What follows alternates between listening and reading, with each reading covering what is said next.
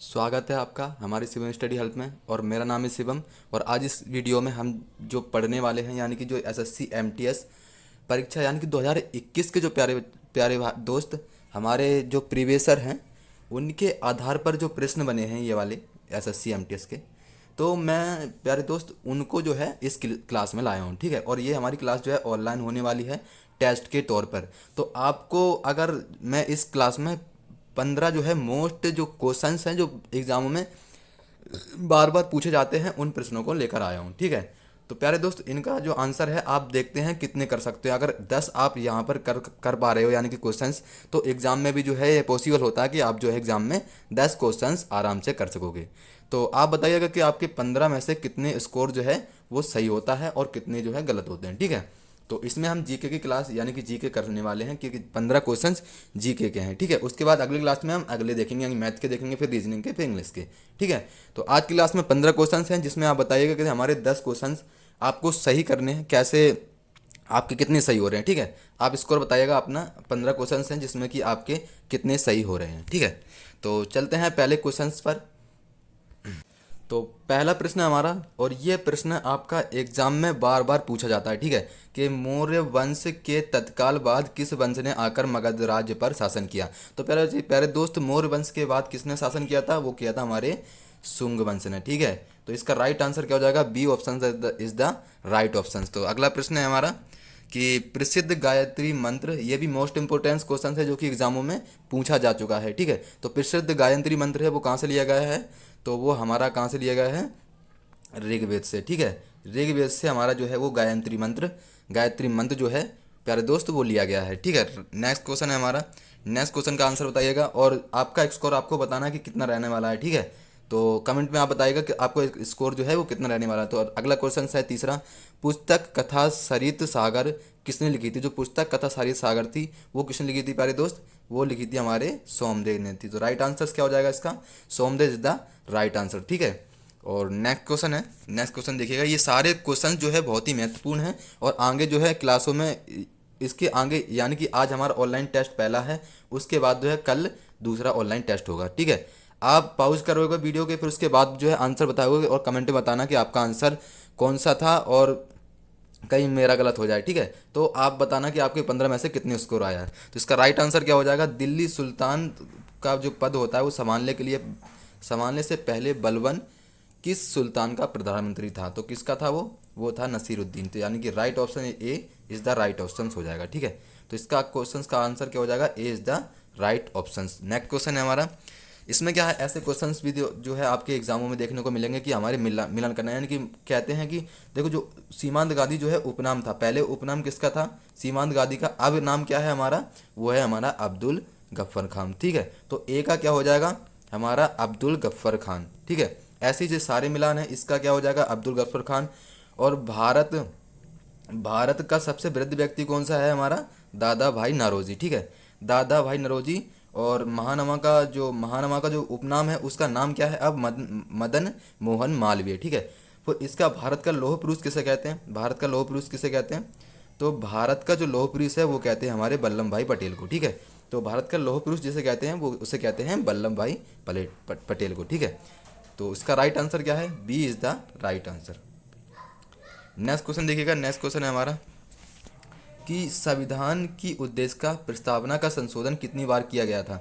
जो संविधान है उसका जो प्रस्तावना है उद्देश्य का की, तो उसका जो यानी कि संशोधन है वो कितनी बार किया गया है, वो एक बार किया गया है। ठीक है, तो इसका राइट आंसर क्या हो जाएगा, सी इज़ द राइट आंसर। तो एक बार जो है संविधान का एक बार जो है संविधान का क्या हुआ है, संशोधन हो चुका है। तो अगला नेक्स्ट क्वेश्चन है हमारा कि प्रारंभ में कितने मौलिक अधिकार दिए गए थे। तो जो प्रारंभ में हमारे मौलिक अधिकार दिए गए थे यानी कि जब हमारा भारत आज़ाद हुआ था तब हमारे पास कितने अधिकार दिए गए थे, तो हमें प्यारे दोस्त कितने दिए गए थे, 7। ठीक है, 7 हमें जो है जो मौलिक अधिकार हैं वो हमें दिए गए थे। ठीक है, इसका राइट आंसर क्या है, 7वें का, यानी कि ये 7वें का 7 बिल्कुल करेक्ट आंसर है। ठीक है, नेक्स्ट क्वेश्चन है हमारा कि निम्नलिखित में से कौन मौलिक अधिकार अधिकार कौन सा जिसे डॉक्टर अंबेडकर के अनुसार संविधान का दिल माना, यानी कि जो ऐसा मौलिक अधिकार बताओ जिसे क्या क्या कहा गया है कि डॉक्टर जो अंबेडकर है उसका क्या माना गया है, जो संविधान का दिल माना गया है। ठीक है, जैसे डॉक्टर अंबेडकर के अनुसार, उनके डॉक्टर अंबेडकर के अनुसार संविधान का दिल माना गया, तो वो कौन सा है, संविधानों यानी कि संविधानिक उपचारों का अधिकार। ठीक है, इसको जो है डॉक्टर अंबेडकर के अनुसार जो है भारत को संविधान का वो दिल माना गया है। ठीक है, इसका राइट आंसर क्या हो जाएगा, पहला इज द राइट आंसर, यानी कि संविधानिक उपचारों का अधिकार। ठीक है, नेक्स्ट क्वेश्चन है हमारा कि संविधान सभा में यह किसने कहा था कि सरकार नीति के निर्देशक सिद्धांत किसी बैंक में दे उस चेक की तरह हैं जिसका भुगतान बैंक अपनी सुविधा अनुसार करता है। तो इसलिए ये किसने कहा था। ठीक है, क्या पूछना चाह रहा है क्वेश्चन कि संविधान सभा में यह किसने कहा था कि सरकारी नीति के निर्देशक सिद्धांत किसी बैंक में दे उस चेक की तरह हैं जिसका भुगतान बैंक अपनी सुविधा अनुसार करता है। तो ये किसने कहा था, ये कहा था हमारे के.टी. शाह ने। ठीक है, इसका राइट आंसर क्या हो जाएगा, के.टी. शाह ने कहा था कि जो भुगतान बैंक है वो सुविधा अनुसार करता है। ठीक है, तो A is the right answer. Next question है हमारा कि संघ लोक सेवा आयोग के सदस्यों की नियुक्ति किसके द्वारा की जाती है। जो संघ लोक सेवा आयोग है वो संघ लोक सेवा आयोग के सदस्यों की नियुक्ति किसके द्वारा की जाती है, तो वो की जाती है हमारे राष्ट्रपति के द्वारा। तो इसका राइट आंसर क्या हो जाएगा, A B is the right options. और ये हमारा एसएससी टाइगर्स यानी कि 2014 में पूछा गया प्रश्न है। ठीक है, प्रीवियस है।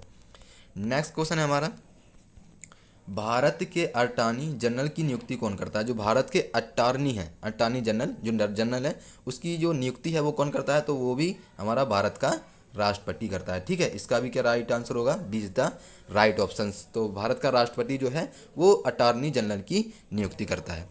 नेक्स्ट क्वेश्चन है हमारा,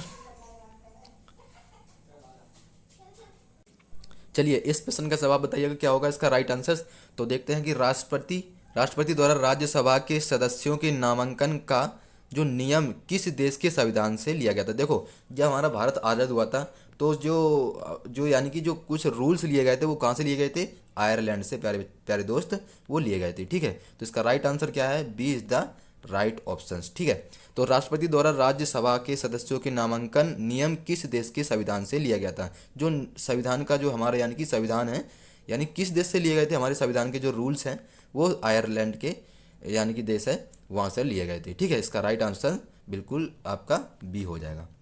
नेक्स्ट क्वेश्चन है हमारा 13वां, भारत के दक्षिण छोर का नाम क्या है। यानी कि जो भारत का दक्षिण छोर है उसका यानी कि साउथ रिम टिप, ठीक है, उसका क्या नाम है, तो वो है हमारा निकोबार द्वीप में स्थित इंदिरा पॉइंट। ठीक है, इसका राइट आंसर क्या है, सी। ठीक है, जो भारत के दक्षिण छोर का नाम है वो क्या है, निकोबार द्वीप में स्थित इंदिरा पॉइंट। ठीक है, इसका राइट आंसर ऑप्शन क्या है, सी इज द राइट ऑप्शन।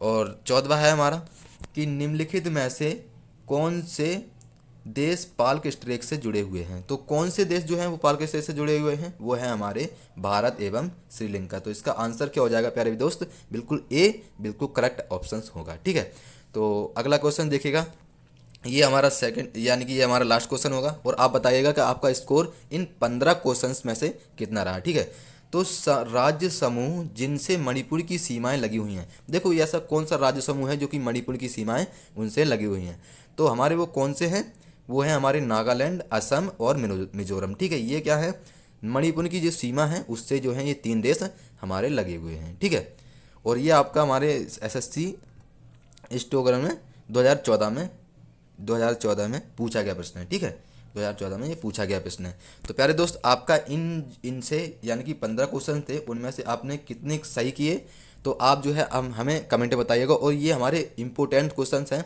जिन्होंने आपके आंसर, अगर जिन्होंने आंसर बिल्कुल सही दिए हैं उनका आंसर मैं समझूंगा कि उनके पेपर में भी इतने आसान बन सकेंगे। और इसी तरह जो है आज हमारा ऑनलाइन टेस्ट पहला था, कल हमारा ऑनलाइन टेस्ट दूसरा होगा। ठीक है, तो प्यारे दोस्तों, आपने अभी तक हमारे चैनल को सब्सक्राइब नहीं किया है तो सब्सक्राइब करके जुड़ जाइएगा।